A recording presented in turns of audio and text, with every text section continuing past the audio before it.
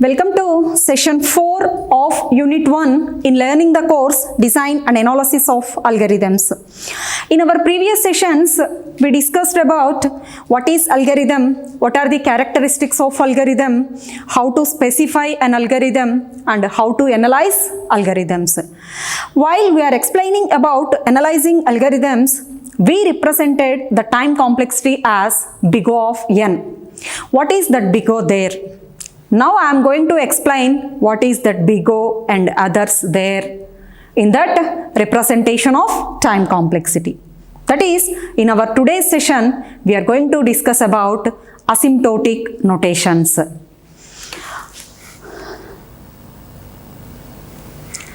The main objectives of this session are to know what are asymptotic notations, to learn various asymptotic notations. The learning outcomes of this session are, by listening this session, one can understand what are asymptotic notations and able to represent asymptotic complexities of various algorithms. Let us see this video. By seeing this video, you can understand why we are learning that asymptotic notations and what is the relation between performance analysis and asymptotic notations.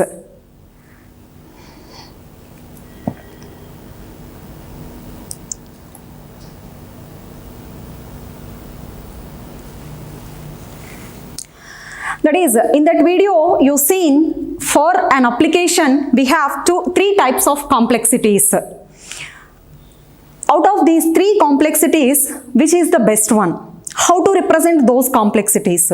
All these things will be explained in asymptotic notations. The topics that we are going to explain in this session are types of analysis, what are asymptotic notations, importance of asymptotic notations, and various asymptotic notations. Coming to types of analysis, we have basically three types of analysis. 1. Best case complexity. 2. Average case complexity. 3. Worst case complexity. Coming to best case complexity. What is best case complexity?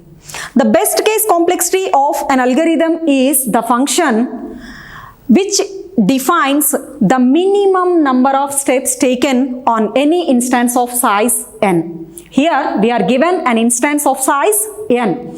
For processing or for implementing or for solving that particular task whose input size is n, if you follow a minimum number of steps, then which is to be called as a best case complexity.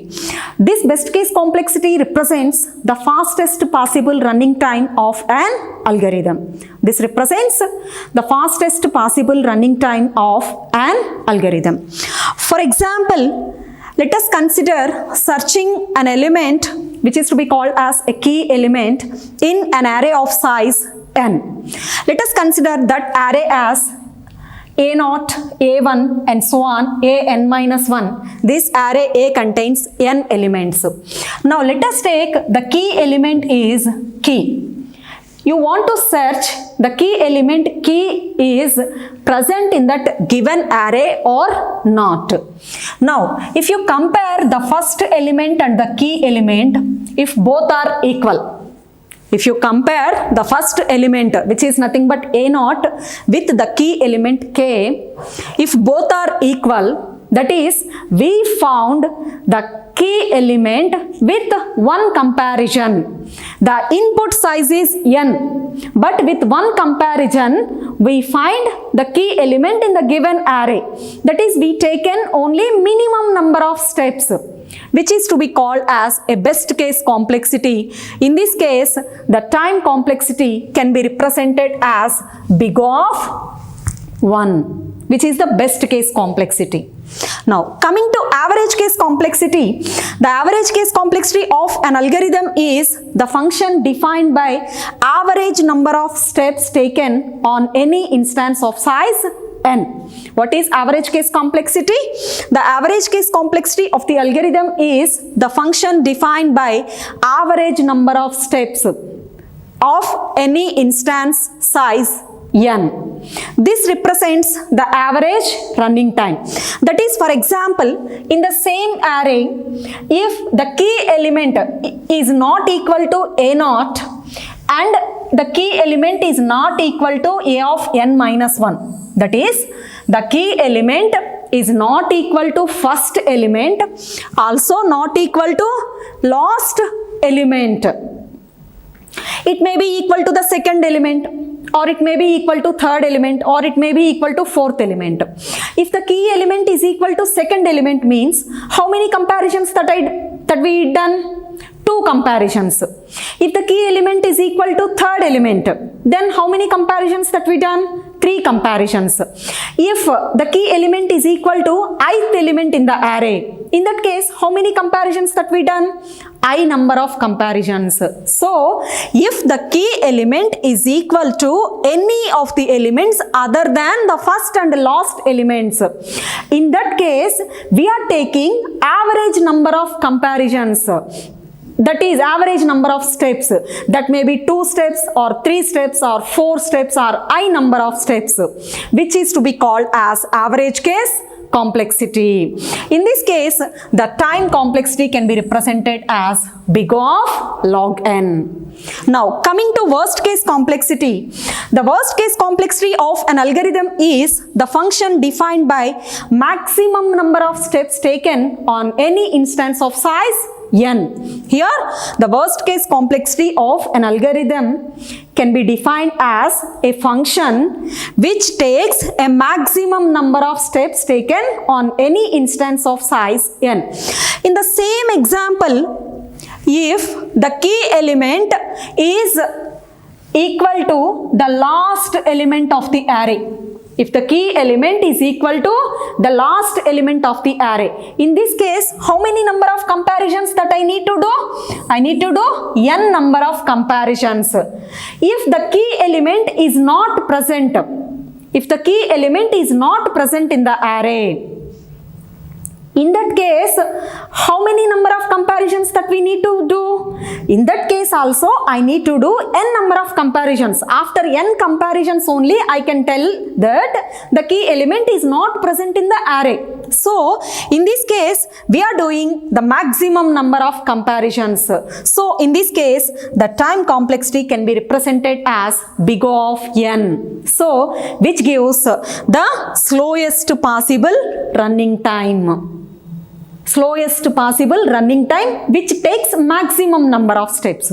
I hope you all understood the types of analysis. There are 3 types of analysis: best case, average case and worst case.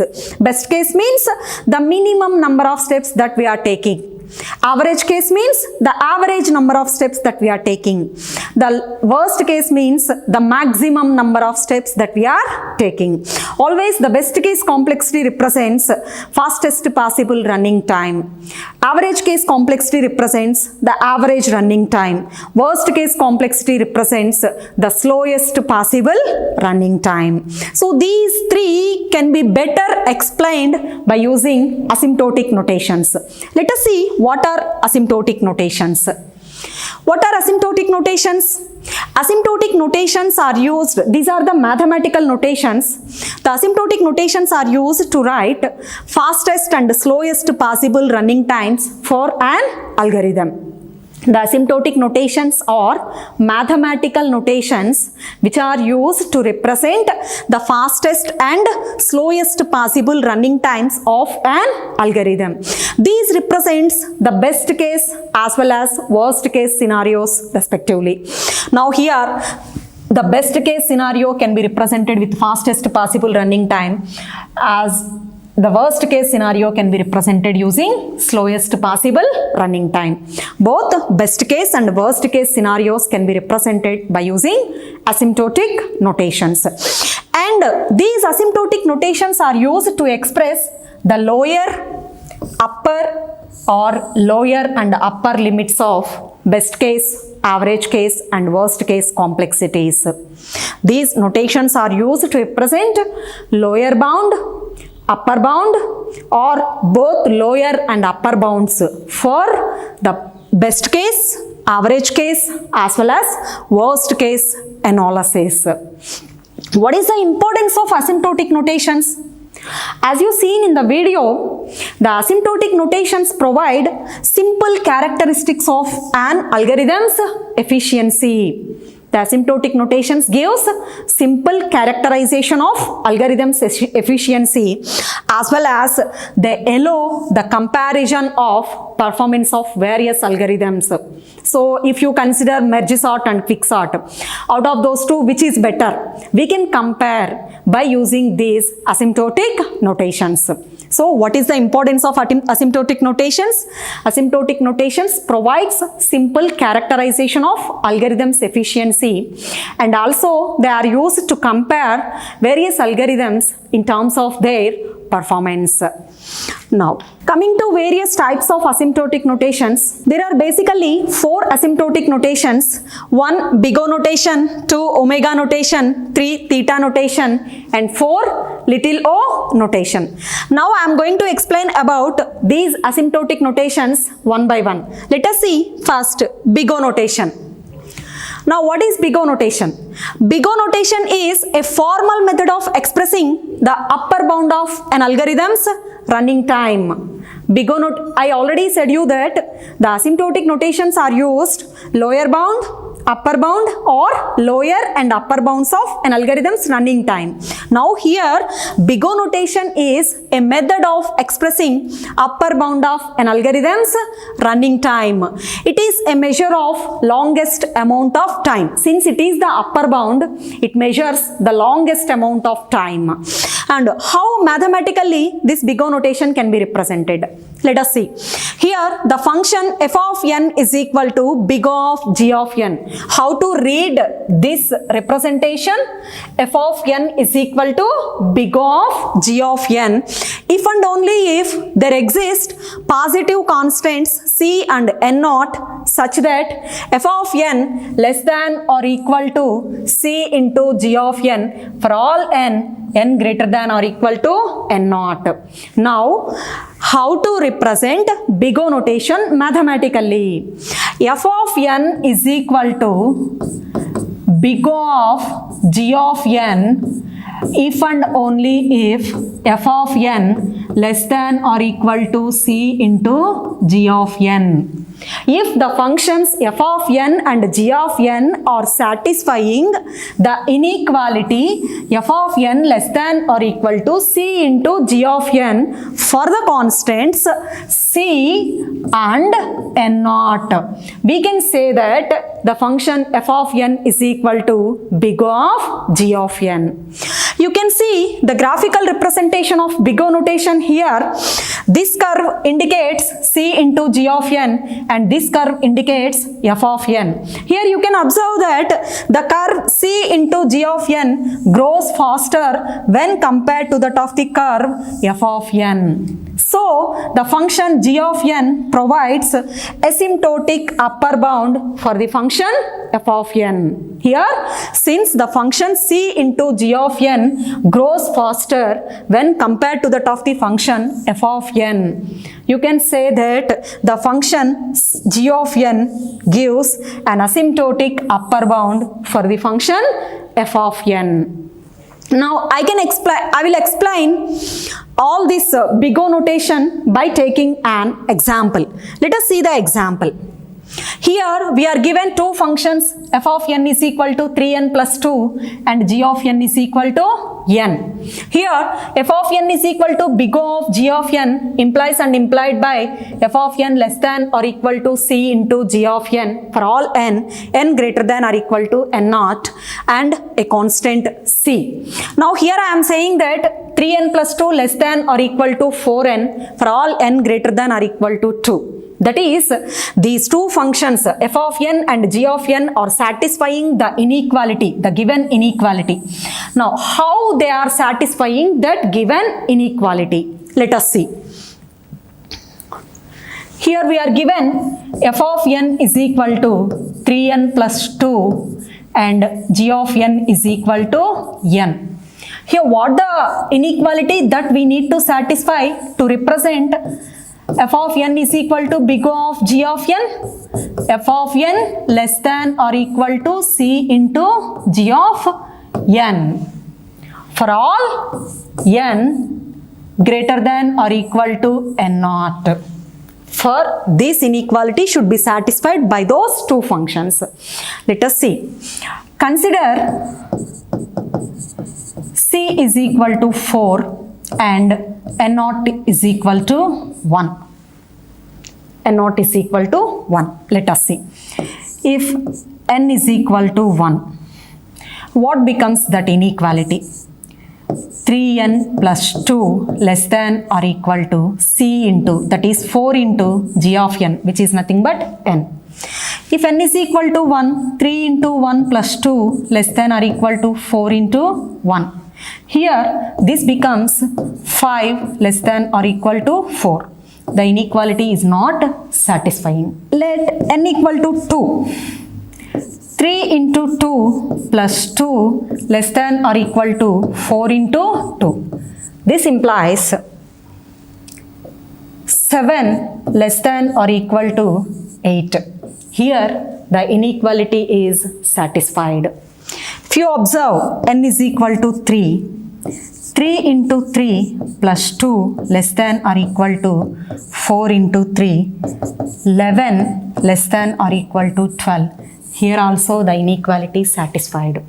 If you observe the continuous values n equal to 4, n equal to 5, like that, for all the values from n is equal to 2, here the inequality is not satisfied for n is equal to 1. So we are discarding that value.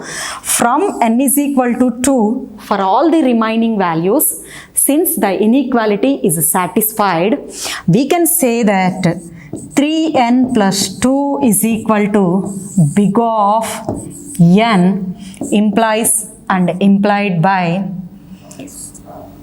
3n plus 2 less than or equal to 4 into n for all n greater than or equal to n naught.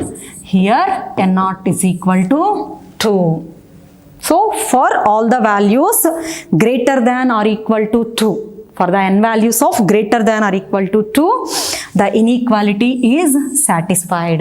Hence we can say that 3n plus 2 is equal to big O of n. Coming to omega notation. Omega notation is the formal method of expressing the lower bound of an algorithm's running time. Omega notation is a formal method of expressing algorithms lower bound of algorithms running time. How to represent omega notation mathematically? Let us see. The function f of n is equal to omega of g of n. How to read this one? F of n is equal to omega of g of n if and only if there exist positive constants c and n naught such that f of n greater than or equal to c into g of n for all n greater than or equal to n naught. When we can represent the function f of n is equal to omega of g of n, the function f of n is equal to omega of g of n if and only if f of n greater than or equal to c into g of n for all n greater than or equal to n naught. If the functions are satisfying the inequality f of n greater than or equal to c into g of n, then only we can call the function f of n is equal to omega of g of n. You can see the graphical representation of omega notation here. This curve indicates the function f of n and this curve indicates the function c into g of n. Here the function f of n grows faster when compared to that of the function c into g of n. So we can say that the function f of n is upper bound for the function g of n. That is, g of n provides lower boundary for the function f of n. So we can say that the function g of n is asymptotic lower bound for the function f of n. This can be clearly explained by considering an example. Let us see the example. Given f of n is equal to 8n square minus 3 and g of n is equal to n square. Here the function f of n is equal to omega of g of n if and only if f of n greater than or equal to c into g of n. If the functions f of n and g of n are satisfying this inequality, then we can say that f of n is equal to omega of g of n. That is 8n square greater than or equal to 7n square. Here that is the c value is 7 and for the values of n naught 1. Now let us see how these two functions f of n and g of n are satisfying the given inequality. Let us see, here you have given f of n is equal to 8n square minus 3 and g of n is equal to n square. Now here how omega notation can be represented? F of n is equal to omega of g of n implies and implied by f of n greater than or equal to c into g of n for all n, n greater than or equal to n naught. Now let us see how these are satisfying. Let c is equal to 7 and n naught is equal to 1. Let us see how these are satisfying the inequalities. Let n is equal to 1. Now 8n square minus 3 greater than or equal to 7n square. If you substitute n value as 1, greater than or equal to 7 into 1 square. Now here which is 5 greater than or equal to 7. Here the inequality is not satisfying. So if you take n is equal to 2, 8 into 2 square minus 3 greater than or equal to 7 into 2 square, which gives 32 minus 3 greater than or equal to 28. Here since the inequality is satisfied, which is nothing but 29 greater than or equal to 28, the inequality is satisfied.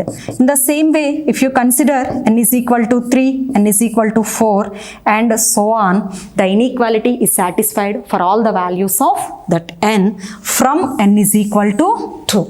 So we can say that 8n square minus 3 is equal to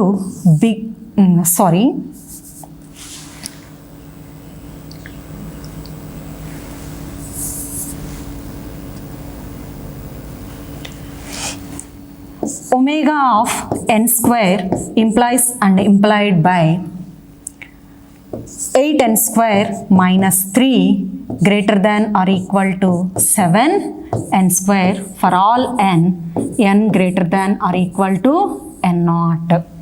Since the function is satisfying for n naught is equal to 2, the function is satisfying the given inequality. So we can say that 8n square minus 3 is equal to omega of n square. Next, coming to the theta notation. Theta notation is a formal method of expressing both the upper and lower bounds of an algorithm's running time. Here theta notation provides both upper bound as well as lower bound of algorithm's running time. How to represent theta notation mathematically? Let us see, the function f of n is equal to theta of g of n if and only if there exist the positive constants c1, c2 and n naught such that c1 into g of n less than or equal to f of n less than or equal to c2 into g of n for all n greater than or equal to n naught. Now here when we call the function f of n is equal to theta of g of n, if the functions are satisfying this given inequality, that is f of n is equal to theta of g of n implies and implied by c1 into g of n less than or equal to f of n less than or equal to c2 into g of n for all n greater than or equal to n naught. If the functions are satisfying this inequality, then only we can say that f of n is equal to theta of g of n. Now you can see the graphical representation of theta notation here. This represents c2 into g of n. This curve indicates f of n and this curve indicates c1 into g of n. You can observe the curves. The c2 into g of n grows faster when compared to that of the function f of n, and f of n grows faster when compared to that of the function c1 into g of n. So that is, the function c2 into g of n gives upper bound, the function c1 into g of n gives lower bound for the function f of n. That is, the theta notation provides both lower bound as well as upper bound. That is, the function g of n provides the asymptotic tight bound for the function f of n. Since it is providing both lower and upper bounds, we can say that it is providing the asymptotic tighter bound for the function f of n. Now I am going to explain this theta notation by taking an example. Let us see the example. Given f of n is equal to 3n plus 2 and g of n is equal to n. Here the function f of n is equal to theta into g of n implies and implied by c1 into g of n less than or equal to f of n less than or equal to c2 into g of n. Here this inequality is satisfied.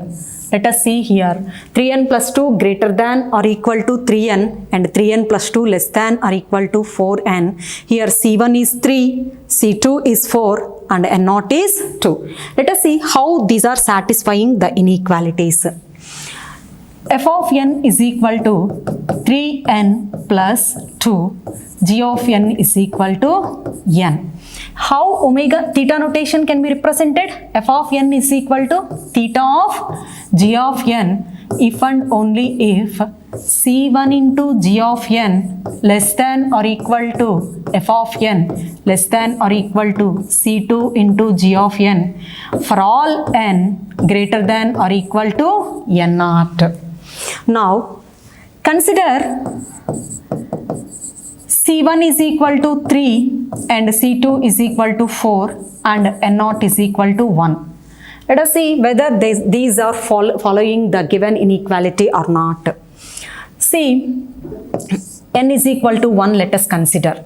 Now here, since c1 is 3 into g of n is 1 less than or equal to f of n is 3n plus 2 less than or equal to 4 into n. Okay, here c1 is 3 and c2 is 4 and g of n is n. Now let us see, if you substitute 1, what becomes? 3 into 1 plus 2 less than or equal to 4 into 1. That is 3 less than or equal to 5 less than or equal to 4. Here this inequality is satisfied. But what about this one? This is not satisfied. So for n is equal to 1, the inequality is not satisfied. Now let us see n equal to 2. In this case, 3 into 2 less than or equal to 3 into 2 plus 2 less than or equal to 4 into 2.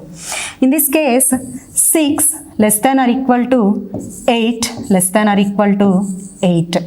Here, this inequality is satisfied as well as this inequality is also satisfied.